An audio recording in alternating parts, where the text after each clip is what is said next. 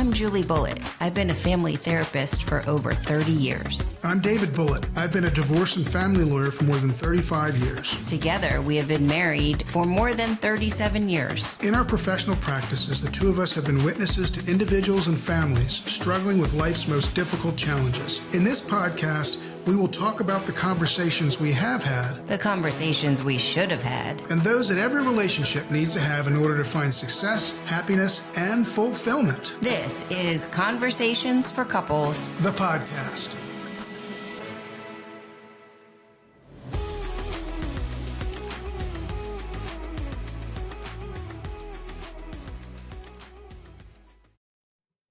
Hello, welcome to Conversations for Couples, the podcast. There you go. So Baskin & Robbins has how many flavors? Well, they say 31, but having worked at Baskin & Robbins, I can tell you there's a lot more than that. They just shuttle some flavors in and out. Okay. So what's the reason why there's more than one flavor? Because people like different things. Correct. That's what this podcast is about. Liking different ice cream? Well, liking different things. So one of the things that has recently come up in our relationship is the amount of change that you like versus what I like.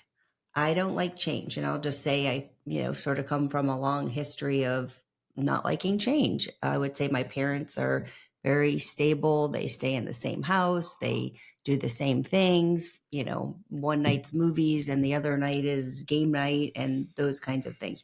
So I have I want to say low tolerance for accepting change. And what would you say about your concept of change? Well, first of all, let's notice the one thing that we've done differently already is that you started the episode, so that's a change that you did moderately well. So there you go. Usually, I'm the one that opens my big mouth to start, but I don't think that change or the fact that there is change, and we can talk about more specifics because that's a big word, that somehow reflects some sort of instability, which is what you just sort of intimated. Your parents were very solid and stable, and therefore, since there wasn't a lot of change, that infers stability. And I don't think that's a fair connection, if that's a connection you're trying to make. No, I'm not making that connection at all. I am saying that liking things the same way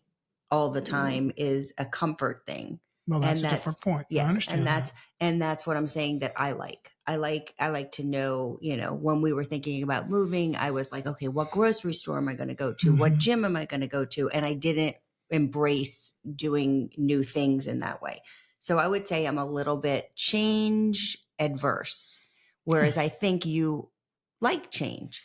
Well, again, we've talked about this. It's not a question of liking. It's a question of being more adaptable and more willing and more adaptable to change, whatever that change may be. Something, to be honest with you, there's certain things that you might like to do differently than me. And you find me to be restrictive and not willing to change. You've said to me many, many times, "Don't get it. You need to get out of your box." Well, that intimates. Again, I use that the second time I've used that word in the last first 3 minutes. That intimates that I won't change. Right. So there you have a point where you think I'm inside my box, unwilling to change, to step out. Right. And right. Okay. So you're black and white. You like it, and you don't, and I do. It doesn't quite fit. Doesn't quite fit. So you like change in some areas. Again, you keep saying like. All right. What I say is I embrace it, and I'm not unwilling to look at it. Yeah. And particularly when it comes to certain things. Right. Certain things, yes. So let's talk about what sort of prompted this. So what sort of prompted this is that we had two dogs for a very long time. 15 years. For 15 years. And one recently passed away about a year ago. And I was like, okay, we're good with one dog. Like, he is 9, he is trained, he is easy at this point. And David's like, let's get a dog, let's get a puppy. And I'm like, oh no, we shouldn't have a second dog because they cause more work. They're going to make messes. They're going to chew stuff up. And I really, really did not want a second dog.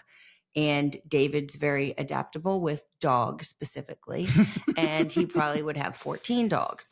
So did not embrace the concept of changing our life a little bit to get a dog. And I said no. Yeah, you said no for a long time. And is this change? Is this what we're really talking about? Or is this, a difference of what someone wants in their life and someone doesn't? Mm-hmm. And then ultimately, one compromises. Yeah. I'm not sure I guess that's change in some ways, but I also think that that's also a compromise and a willingness to see that, and in this particular situation, that yes, it will cause change to your life, certainly at the beginning, with me trying to run him outside, make sure there's no damage to the house and getting fed and 2 dogs instead of 1 and walking and so forth and all in the dirt and the rest of it that comes along with it. So there's definitely a change, a difference. But I think the reason that we get there with regard to Archie's his name, by the way, a very sweet little fellow. He's very cute. He's very sweet. Maybe we should bring him out. Well, I think you ought to wait on that. He's liable to try to lick the microphone and then who knows what while we're trying to record this episode. Yeah. Something else that would lead you to be adverse to change, possibly. Yes, adverse to change. I mean, so how did we work out this change? This, me saying no, and then you kind of, let's talk about that. Okay. So you want to give your perspective, and I'll tell what what really happened? So let me just say, I really didn't want another dog. I like dogs. I don't love dogs. Okay, we're probably going to get some hate mail from me. But anyway, I was happy with one dog. And I said, no, we're good. And David went to a canine rescue, which is a wonderful organization here in the DMV, and we'll actually do a link for them. And he went to an adoption day, which was not a good idea for a dog lover. And he fell in love with Archie. And I started getting text messages and photos, and my granddaughter was there. And she was saying, Juji, why won't you let Peeps get, what was his name? Crusher. Why won't you let Peeps get Crusher? And I'm like, because Juji just likes one dog at a time. So I said no, and you left Crusher, who's now Archie, there, and you came home and you pouted for a week. And then I realized that this was not going away. I was hoping it was, but it wasn't going away. And you kept in touch with the person that was fostering Crusher, Archie, and you kept on talking about him. And then as a week went by, I knew you really liked this dog. And I also knew that you do most of the dog caring. It doesn't affect me as much as it affects you. And I just decided, you know what, this isn't going away and it would make you really happy. And so I said yes. Okay. Well, I think part of that's true. What part? The part that you realized would make me happy, and you said yes. I mean, there was definitely, first of all, there was no intention to enlist the support of all of our grandchildren who were on her neck incessantly, by the way, about why she wouldn't let me get another dog. And that was not my doing. I didn't ask my grandkids to do that. I didn't put them in the middle there. Did you pay them? Did not pay them. Did not. But Julie lives in a family that everybody else loves dogs, and she's the one that doesn't. That doesn't mean you don't deserve respect for how you feel about things. And I would certainly have been respectful of that. At the same time, there's certain things in life that help you get through difficult times. Why wouldn't one dog do that? Why He does do it. And my golden, who's not quite 9, is 9, but it is a young 9, by the way, still has a lot of puppy in him, and is my companion because, during the pandemic, he was right by my side. And having this puppy doesn't change any of that, other than a little bit of dog depression that he's having trying to adjust. He's having a little. But what I'm saying to you is, if we want. And the pouting is an exaggeration. The being sad is not an exaggeration. Thinking that to myself that this is a dog that was meant for me. We all, if you're listening to me out there, we have all had circumstances that have come up in our lives where we've seen something and say, I got that is meant for me, or I'm supposed to do this, or I'm supposed to do when that. I met you, I knew you were meant for me. No, boy. Okay. Okay. On the heels of telling me how much I was pouting.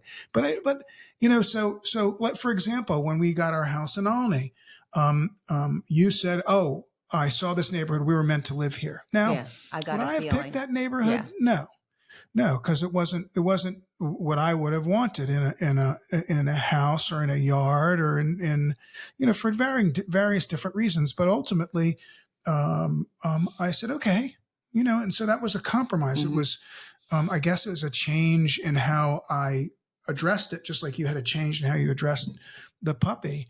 But change on the main is difficult for most people. Any kind of change is different. And that's why it's more difficult for me than it is for you. Oh, it absolutely is more difficult for you. But that's, in my world, that's why a lot of people stay married. Not because they're happy, but because, it's the devil you know versus the devil you don't. I'm not happy here, but if I change, what could, if I go to get divorced or I separate, oh my God, what's going to happen to me? Yeah.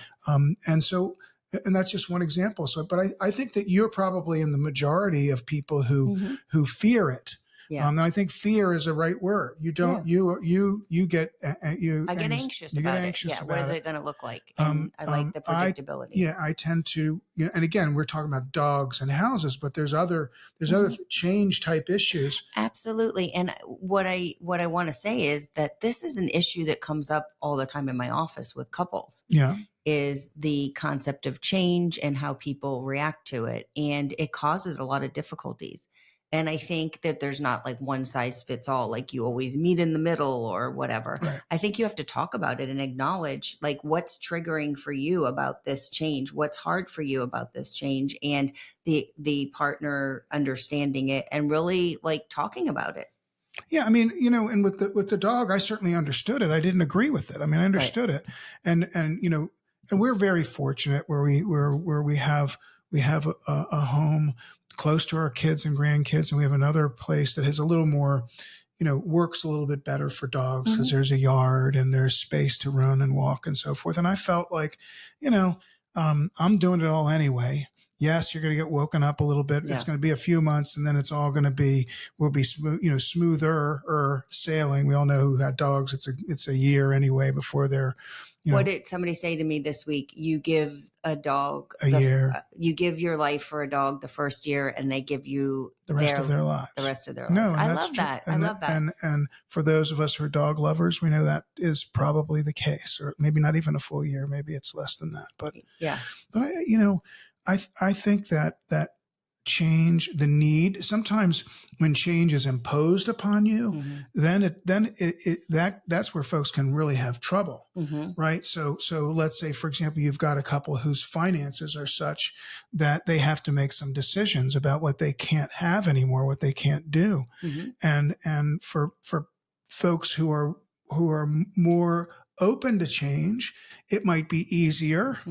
As opposed to others who are not. And that could be very difficult. What do you mean we can't go out to dinner on Saturday night? Or what do you mean we can't do our 2-week or a week vacation? Or, what do you mean I can't buy that new hat or dress or jacket? Or that our kids can't go to private school, right. Or that we can't afford the groceries this week and we need to, you have to change. We always differently. We always bought this. Why do we have to do it now? We've always done that. Yeah. And frankly, it's interesting. This just popped into my head. So as you know, I'm chairing this gala for CASE, the Center for Adoption Support and Education, co-chairing.